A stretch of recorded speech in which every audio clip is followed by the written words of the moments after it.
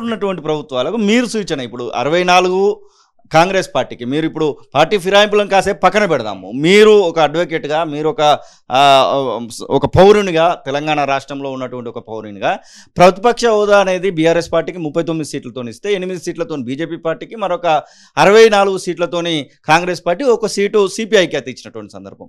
ఇవన్నీ ఉన్నటువంటి సందర్భంలో కూడా మళ్ళీ పార్టీ ఫిరాయింపులు అయితే జరుగుతూ ఉన్నాయి.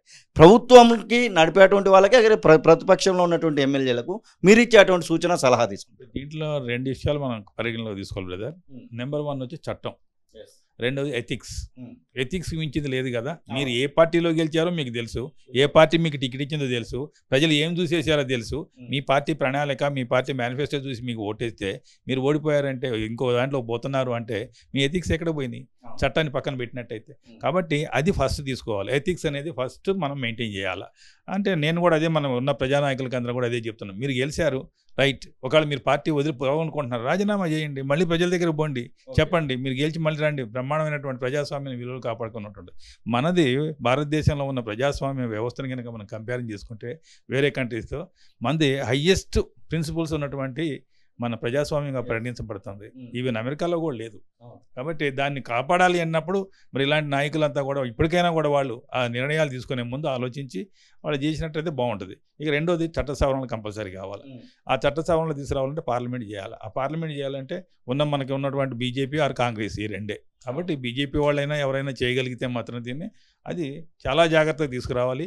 Once A person who elected for a particular party, if you want to shift for another party, he has to resign. This is only the fundamental rule పెట్టాలి. ఇంక దీనికి ఎక్కువ అక్కర్లే, దీనికి ఎవడో డిసైడ్ చేయక్కర్లే. వాడు ఇప్పుడు సపోజ్ ఎవడో దొంగ దొరికింది అనుకోండి సార్, తీసుకుపోయి పోలీసు వాళ్ళు పడేస్తారా, పడేయడా, దానికి ఏమైనా ఇంకా ఎక్కువ చేస్తారా? ఇన్ ద సేమ్ సిచ్యువేషన్ ఇది మాత్రం కాదా? ఏం తేడా ఉంది దానికి ఈయనకి?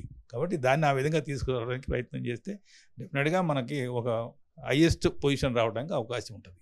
మీరు చూసిన వాటిలలో మొత్తానికి డిఫికల్ట్ అంటే ఇలాంటివి జరిగి కూడా అనర్హత వేటుపడి కూడా స్పీకర్ నిర్ణయం తీసుకున్న తర్వాత కూడా మళ్ళీ వాళ్ళకు స్టే తెచ్చుకునేటువంటి సందర్భాలు ఏమైనా కనబడుతున్నాయి? ఉన్నాయి, చాలా ఉన్నాయండి. అది కూడా జరుగుతూ ఉంది. కాకపోతే ఏంటంటే ఫ్యాగ్ ఎండ్లో ఉంటుంది. ఇప్పుడు 5 నెలలకో 6 నెలలకో రిటైర్ అయిపోయే వాళ్ళు ఉంటారు, అంటే అసెంబ్లీ అయిపోయేది ఉంటుంది. అలాంటి వాళ్ళకి వచ్చినప్పుడు మాత్రం ఆటోమేటిక్గా వాళ్ళు కంటిన్యూ అవుతారు. ఇప్పుడు దాదాపుగా మన భారతదేశం మొత్తం మీద డిఫెక్ట్ అయిన వాళ్ళు దాదాపు వేలల్లో ఉంటారు. అది సేమ్ ఎలక్షన్ పిటిషన్ లాగానే ఉంటుంది. ఇప్పుడు ఎలక్షన్ పిటిషన్ మనం వేస్తే 5 సంవత్సరాల తర్వాత ఎప్పుడో వస్తుంది. ఇప్పుడు మన రీసెంట్గా మహబూబ్నగర్లో జరిగింది ఒకటి, మీకు ఐడియా ఉండి ఉంటుంది. ఆ డీకేఆర్ ఎగ్జాక్ట్లీ అట్లా మా కొత్తగూడ నియోజకవర్గాన్ని వాళ్ళు గెలిచారు election petition. But what is the use? వాళ్ళ టర్మ్ ఈజ్ ఓవర్. కాబట్టి సుప్రీంకోర్టు స్టే చేసింది, అయిపోయింది. ఇప్పుడు మీరు ఒక ప్రజాస్వామ్యాన్ని బతికించాలి, ఓటర్లకు విలువను పెంచాలనేటువంటి మీరు సుప్రీంకోర్టుకు కానివ్వండి, ఇల్లు హైకోర్టుకు కానివ్వండి, అలాగే చట్టసభలకు మీరు చేసేటువంటి అప్పీలు ఏమైనా కనబడతా ఉన్నాయి? ఎందుకంటే చాలా రోజుల నుంచి మీ అప్పీళ్ళు నడుస్తూనే ఉన్నాయి, కానీ అవి ఆన్ రోడ్డుకు రావడానికి అయితే సమయం తీసుకుంటా ఉంది. ఇప్పుడు దీంట్లో ఒకటే బ్రదర్, ఒక వ్యక్తిగా లేకపోతే మేము పెట్టిన చిన్న పార్టీ, ఆ పార్టీ ద్వారా పోవటం అనేది అంత సాధ్యమైనది కాదు మాకు. ఎందుకంటే గుర్తింపు లేదు, మాకు ఇంకా రాలే. అదే గుర్తింపు ఉన్నటువంటి టీఆర్ఎస్ పార్టీ వాళ్ళు స్ట్రైట్ అవే వాళ్ళు 32 కింద సుప్రీంకోర్టులో వేయాలి. అంటే ఇక్కడ జరుగుతుంది ఏంటంటే ఇదే పని ఆయన కూడా చేశాడు కదా, కాబట్టి యూ కెనాట్ మేక్ అన్నట్టు అయిపోయింది. కాబట్టి అతను దానికే వస్తుంది, కాబట్టి ఆయన కూడా వెనక్కిపోతున్నాడు. కాబట్టి దీనికి ఒక సామాజిక స్పృహ ఉన్నటువంటి వాళ్ళు, లేకపోతే కొంచెం ఇంకా దానికి సరిపోయినటువంటి రిటైర్డ్ జడ్జెస్ ఆఫ్ సుప్రీంకోర్టు వాళ్ళు వేస్తే దానికి ఒక ఇంపాక్ట్ వస్తుంది.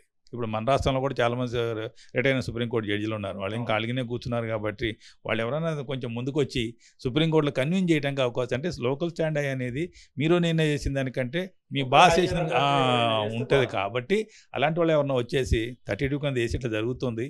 పర్టికులర్లీ ఈ కాంగ్రెస్ పార్టీలు ఇప్పుడు ఉన్నటువంటి పిసిసి ప్రెసిడెంట్ కమ్ సీఎం ఎవరైతే ఉన్నాడో is doing very very non sense. ఇప్పుడు ఒక ప్రతిపక్ష నాయకుడి కోసం పోయి వాళ్ళ ఇంటికి, వాళ్ళ పార్టీకి పోయి తీసుకురావడం అనేది అంతకంటే ఇంకేమైనా ఉందా బ్రదర్? ఇది చాలా అన్యాయం కదా. ఇప్పుడు ఈ నోయింగ్ బట్ అతనికి రాజ్యాంగంలో ఉన్నటువంటి అన్నీ తెలుసు. రాజ్యాంగం మీద ప్రమాణం చేసిండు, నేను రాజ్యాంగాన్ని కాపాడుతాను అని. ఏడ కాపాడుతాను రాజ్యాంగాన్ని? 10వ షెడ్యూల్లో ఉన్న రాజ్యాంగం తొంగలో దొక్కేసిండు. మేము గవర్నర్ గారికి ఒక పిటిషన్ పెట్టినాం ఈ ఇష్యూ మీదనే. ఇట్లా పోసారం శ్రీనివాసరెడ్డి అని అతన్ని ఈయన సీఎంగా ఉండి పిసిసి ప్రెసిడెంట్గా ఉండి తీసుకున్నాడు. కాబట్టి ఈయన్ని సీఎం పోస్ట్ నుంచి డిస్మిస్ చేయమని అప్లికేషన్ పెట్టినాం మేము. అది పెండింగ్ ఉంది ఆయన దగ్గర. అది మరి గవర్నర్ గారు ఏ విధంగా నిర్ణయం తీసుకుంటూ చూడాలి. సింపులెస్ట్ పాయింట్, ఒక రాజ్యాంగ విలువలను కాపాడుతాను ప్రమాణం చేసినటువంటి వ్యక్తి ఆయన సీఎం కానీ ఇంకోళ్ళు కానీ రాజ్యాంగంలో ఉన్నటువంటి అనుకరణలు వాళ్ళు ఎప్పుడైతే వాళ్ళు అతిక్రమించారో వాళ్ళు ఆటోమేటిక్ దాంట్లో కంటిన్యూ అవడానికి ఛాన్స్ ఉంటుందా ఉండదు. సింపులెస్ట్ పాయింట్ ఉండకూడదని ఆన్సర్ వస్తుంది. అది జరిగితే ఇప్పుడు ఆయన డిస్మిస్ చేస్తే ఆటోమేటిక్ అందరూ సెట్ అవుతారు. ఇవన్నీ సవరణలు జరగడానికి ఇప్పుడు పార్లమెంట్లో బిల్లులు పెట్టాలి ఇదని అని అంటున్నారు కదా. సుప్రీంకోర్టే చొరవ తీసుకొని సుప్రీంకోర్టే ఎలక్షన్ కమిషన్తో చెప్పడానికి కూడా అవకాశాలు ఉన్నటువంటి సోర్సెస్ ఏమైనా రాజ్యాంగంలో పొందుపరచబడ్డాయా? అది లేదండి. అది ఎక్స్ట్రాడినరీ సిచ్యువేషన్లో 141 ఆర్టికల్ 141 ప్రకారము సుప్రీంకోర్టు వాళ్ళు ఒక లా మేడ్ చేస్తారు. కానీ ఇప్పుడు ప్రజెంట్ లేదు. ఈ మణిపూర్ కేసులో అదే చెప్పారు.